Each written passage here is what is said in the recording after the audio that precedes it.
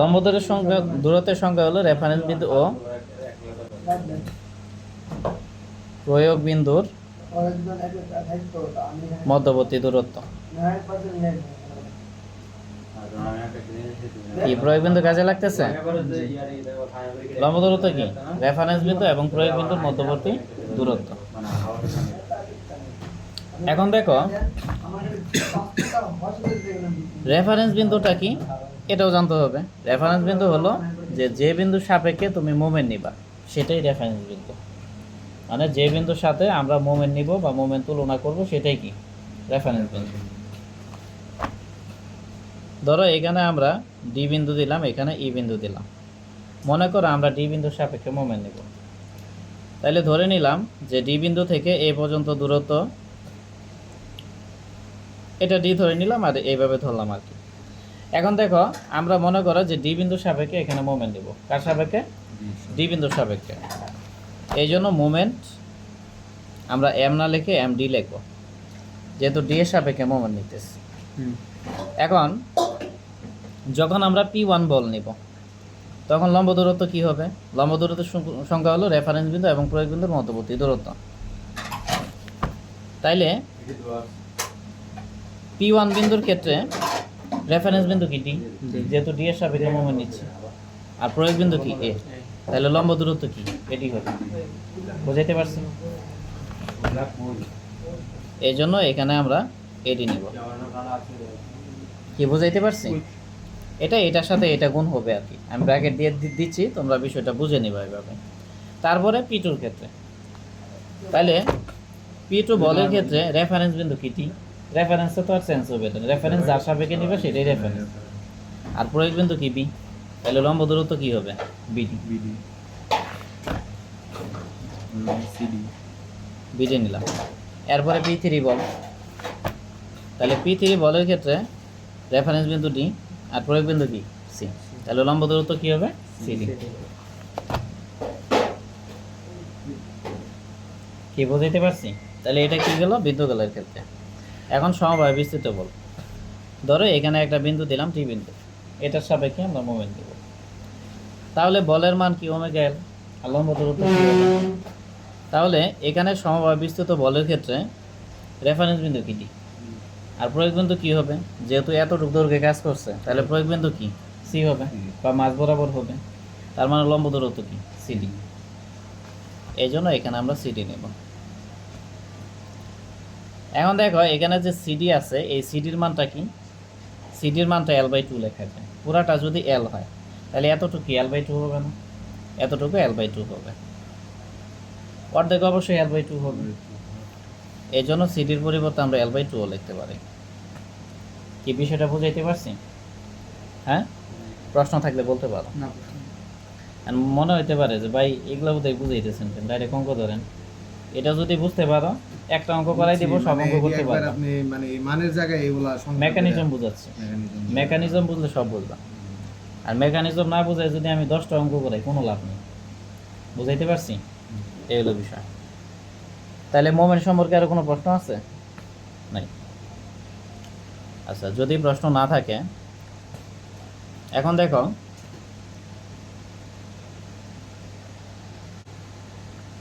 Moment সাধারণত দুই ধরনের, একটা হলো ক্লকওয়াইজ মোমেন্ট আর একটা অ্যান্টি ক্লকওয়াইজ মোমেন্ট। ঠিক আছে, মনে করো আমরা এখানে ডি বিন্দুর সাপেক্ষে মোমেন্ট নিচ্ছি। ডি বিন্দুর সাপেক্ষে মোমেন্ট নিচ্ছি মানে এখানে একটা পিন স্থাপন করব এবং এটাকে ফিক্সড রাখবো, মানে এটা হলো সেন্টার। যে বিন্দুর সাপেক্ষে তুমি মোমেন্ট নিবে এটা কি সেন্টার। এই সেন্টারকে কেন্দ্র করে এখানে যে বলগুলো আছে এগুলো ঘুরতে থাকবে, প্রত্যেকটা বল কি হবে? ঘুরতে থাকবে। এখন এটা যদি ঘুরে তাহলে কি এটা এইভাবে আসবে না? এইভাবে আসবে। এটাকে কেন্দ্র করে যদি এটা ঘুরে অবশ্যই এইভাবে আসবে। এইভাবে আসা মানে কি? এটা ঘড়ি কাঁটার দিকে যাচ্ছে, তার মানে কি এটা ক্লকওয়াইজ মোমেন্ট। ক্লকওয়াইজ মানে পজিটিভ, যেটা ঘড়ি কাঁটার দিকে যাবে সেটা কি পজিটিভ। এটা থেকে কি বুঝতেছো? Clockwise moment. এটাও কি ক্লকওয়াইজ মোমেন্ট। আর এটা থেকে কি বুঝতেছি? এটা অ্যান্টি ক্লকওয়াইজ মোমেন্ট। তার মানে এটার জন্য মোমেন্টের মান কি নেগেটিভ হবে। কি বুঝাইতে পারছি বিষয়টা? আবার যখন তুমি ই বিন্দুর সাপেক্ষে মোমেন্ট নিবা তখন এটা কি এটা এইদিকে যাবে, মানে অ্যান্টি ক্লকওয়াইজ হয়ে যাবে। এটা অ্যান্টি ক্লকওয়াইজ হয়ে যাবে, এটা কি অ্যান্টি ক্লকওয়াইজ হয়ে যাবে, আবার এটা কি ক্লকওয়াইজ হয়ে যাবে। তাহলে বিষয়টা বুঝাইতে পারছি। যেটাকে রেফারেন্স বিন্দু ধরবা সেটাই হলো কেন্দ্রবিন্দু, ওটাকে কেন্দ্র করে বলগুলা কি ঘুরবে। আর মোমেন্ট মানে ঘূর্ণয়ন আর কি, ঠিক আছে। কোনো বিন্দুতে বল প্রয়োগ করলে যদি বলের জন্য ওই বিন্দুর সাপেক্ষে ঘূর্ণয়ন প্রবণতা সৃষ্টি হয় তাকেই মোমেন্ট বলে, ঠিক আছে। মানে বল প্রয়োগের ফলে কোনো বস্তুর ঘূর্ণয়ন প্রবণতাকেই মোমেন্ট বলা হয়। আর মোমেন্টের সূত্র হলো বল গুণ লম্ব দূরত্ব। তাহলে এই বিষয়টা আশা করি বুঝাইতে পারছি। এখন তো পরীক্ষা যখন তুমি অঙ্ক করবা, ক্লকওয়াইজ কোনটা অ্যান্টি ক্লকওয়াইজ কোনটা এত কিছু বের করার সময় পাবো না, ঠিক আছে।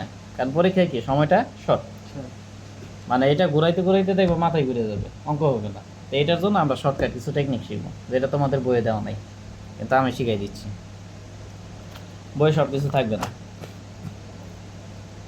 এখন দেখো আমরা দুইটা বিম দেখবো, একটা হলো সাধারণভাবে স্থাপিত বিম,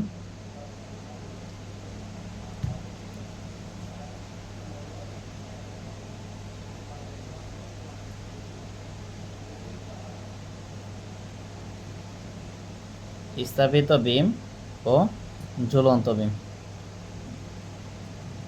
এই দুইটার ক্ষেত্রে আমরা এসএফডি এবং বিএমডি অঙ্কন করার নিয়ম দেখব। নিয়ম হলো একটা ক্যাটালগ, এই ক্যাটালগটা যদি ফলো করতে পারো যে কোনো অঙ্কই করতে পারবো এই দুইটা বিমের ক্ষেত্রে। আর তোমরা পরীক্ষায় দেখবে এই দুইটা বিমই বেশি আসে, একটা হলো সাধারণভাবে স্থাপিত বিম, আরেকটা কি ঝুলন্ত বিম। ক্যান্টিলিভারটা সাধারণত আসে না, খুব কম আসে। তাহলে প্রথম 1 নাম্বার কাজ হলো প্রতিক্রিয়া বল বের করব। প্রতিক্রিয়া বলটা কি আমি বোঝাচ্ছি। প্রতিক্রিয়া বল নির্ণয়। প্রতিক্রিয়া বল হলো এই যে আমরা এখানে P1 P2 P3 বল প্রয়োগ করছি, এটা কি ক্রিয়া বল। নিউটনের তৃতীয় সূত্র অনুসারে প্রতিক্রিয়ারই কি সমান ও বিপরীতমুখী প্রতিক্রিয়া আছে। বল দ্বারা যে ক্রিয়া করলাম, প্রতিক্রিয়া কি করবে, অবশ্যই সাপোর্ট করবে।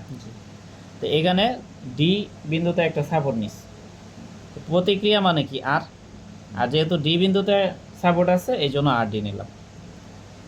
তারপরে এখানে ই বিন্দু আছে এবং এখানে একটা সাপোর্ট আছে, প্রতিক্রিয়া মানে আর, আর এখানে ই দিলাম। তাহলে আর ডি মানে বোঝাচ্ছে ডি বিন্দুতে যে সাপোর্ট আছে এটার প্রতিক্রিয়া বল, আর আর ই মানে বোঝাচ্ছে ই বিন্দুতে যে সাপোর্ট আছে এটার প্রতিক্রিয়া বল। বল করে ক্রিয়া আর সাপোর্ট করে কি প্রতিক্রিয়া। যে যখন এখানে ক্রিয়া এবং প্রতিক্রিয়া এই দুইটার সমষ্টি 0 হবে তখন কি এই স্ট্রাকচারটা ভারসাম্যে থাকবে। মনে করো ক্রিয়া বল দিলা 500 কেজি, প্রতিক্রিয়া দুইটা মিলে কি 500 কেজি হলো, তাইলে কি 500 থেকে 500 বাদ দিলে 0, তার মানে এখানে স্ট্রাকচারটা ভারসাম্যে আছে, এই ক্ষেত্রে স্ট্রাকচার টিকবে। আর ক্রিয়া বল ধরো 500 কেজি হলো, প্রতিক্রিয়া হলো মাত্র 250 কেজি, এই ক্ষেত্রে কি হবে স্ট্রাকচার টিকবে না। তার মানে ক্রিয়া বল এবং প্রতিক্রিয়া বল কি সমান হইতে হবে। যদি এটা সমান হয় তাহলে কি হবে, তাহলেই এই ক্রিয়া বলটা সাপোর্ট ভূমিতে সমভাবে পৌঁছাই দিতে পারবে। প্রথমে লোড কোথায় আসে, প্রথমে লোড আসে তোমার স্ল্যাব, স্ল্যাব থেকে কোথায় আসে বিমে, বিমে থেকে আসে কি কলামে বা সাপোর্টে, সাপোর্ট থেকে কি সেটা মাটিতে ছড়ায় যায়, ঠিক আছে। এখন সাপোর্ট যদি শক্তিশালী না হয় তাহলে হবে না। তাহলে বিষয়টা বুঝাইতে পারছি। এখন আমাদের প্রথম কাজ হলো এইখানে যে সাপোর্টগুলো আছে এই সাপোর্টগুলোর প্রতিক্রিয়া বল বের করতে হবে। কি করতে হবে, ক্রিয়া বল বইয়ে দেওয়া থাকবে 500 200 300 400 এভাবে দেওয়া থাকবে, কিন্তু প্রতিক্রিয়া তো থাকবে না, তো এটা বের করা লাগবে। এখন এটা বের করার জন্য নিয়ম হলো, ধরো এটা রেফারেন্স বিন্দু, এটা কোন বিন্দু রেফারেন্স বিন্দু। এখন রেফারেন্স বিন্দুর ডান দিকে গেলে মোমেন্টের মান পজিটিভ হবে, আর বাম দিকে গেলে মোমেন্টের মান কি হবে নেগেটিভ। মানে আমরা এখানে ক্লকওয়াইজ অ্যান্টি ক্লকওয়াইজ দিয়ে করব না, কারণ পরীক্ষা অত সময় পাবো না, শর্টকাট সহজভাবে করব। সহজভাবে করার নিয়ম কি, রেফারেন্স বিন্দু যদি ডান দিকে কোনো বল থাকে সেটার মান পজিটিভ ধরবো, আর ডান দিকে থাকলে পজিটিভ ধরবো, আর বাম দিকে থাকলে কি নেগেটিভ ধরবো। তাহলে এই বিষয়টা বুঝাইতে পারছি কিনা, প্রশ্ন থাকলে বলতে পারো। এটা হলো 1 নাম্বার নিয়ম। আর 2 নাম্বার নিয়ম হলো যে প্রত্যেক সাপোর্টে মোমেন্ট নিতে হবে।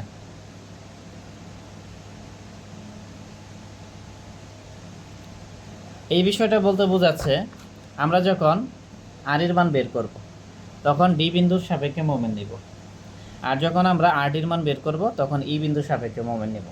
এই জন্যই লিখছি যে প্রত্যেক সাপোর্টে মোমেন্ট নিতে হবে। কখন? যখন আমরা প্রতিক্রিয়া বলটা বের করব। কি বিষয়টা বুঝাইতে পারছি? হ্যাঁ, এগুলো মনে রাখতে হবে, মনে রাখলেই তুমি সহজ অঙ্ক করতে পারবে। এরপরে 2 নাম্বার কাজ। 2 নাম্বার কাজ হলো এস এফ হিসাব।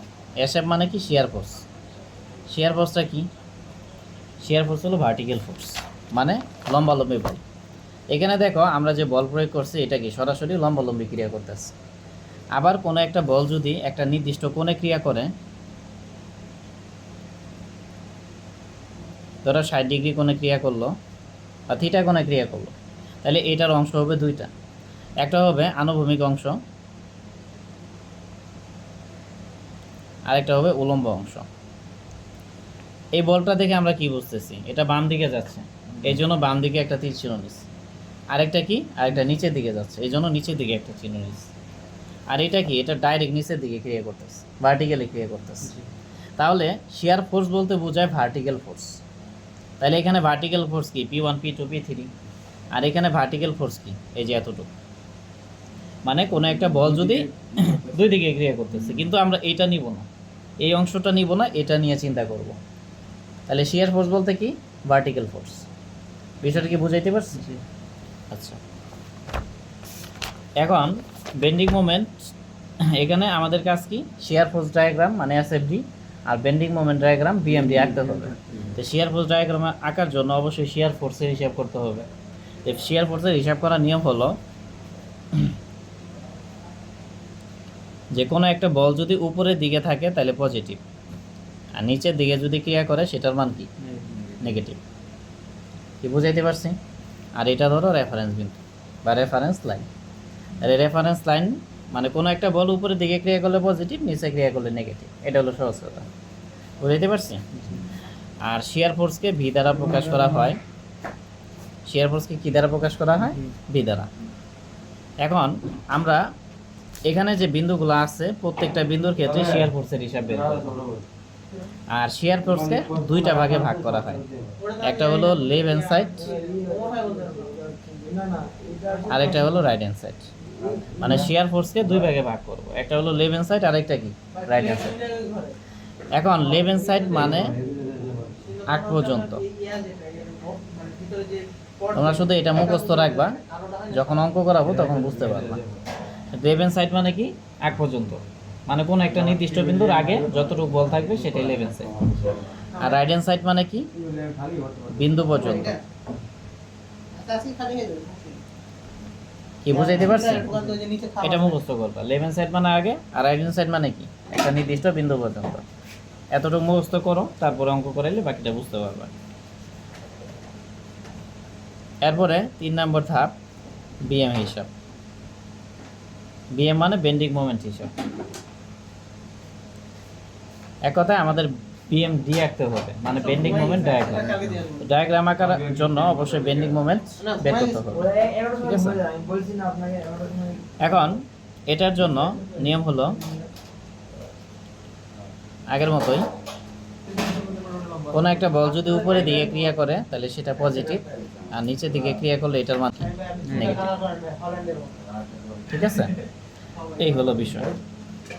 আর বেন্ডিং মোমেন্ট বের করতে হবে অবশ্যই মুক্ত প্রান্তের সাপেক্ষে বা মুক্ত প্রান্ত থেকে। তাহলে এই বিষয়, এই বেসিকগুলো যদি মাথায় রাখতে পারো তাহলে এদের প্রত্যেকটা অঙ্কই করা সম্ভব। ঠিক আছে?